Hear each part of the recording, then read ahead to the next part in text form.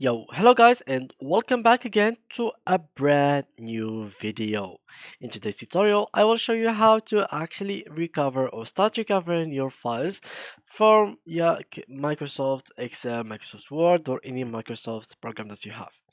So, it happens a lot for me and for kind of everyone that you start working on your, I don't know, for example, project, school project, essay, like work, collecting your data, organizing stuff, but the program just decided to glitch and it stops working.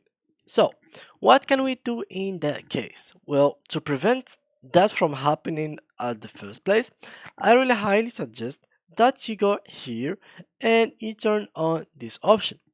Basically, this option will allows it to make autosave.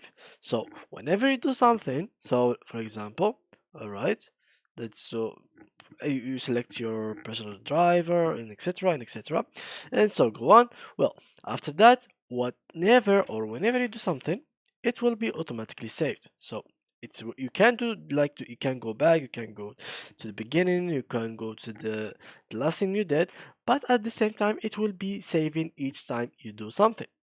And in order to find your files, you can go to OneDrive, or just go ahead and, for example, for me, I have this Microsoft uh, Microsoft 365 as a student, so they give me the access, free access, because I'm a student. So I can go to my student page in Microsoft, and I can go there and get the files that I have lost. So basically, as I said before, you can just go here, turn this on, and then go to Microsoft Student if you were a student and get your files.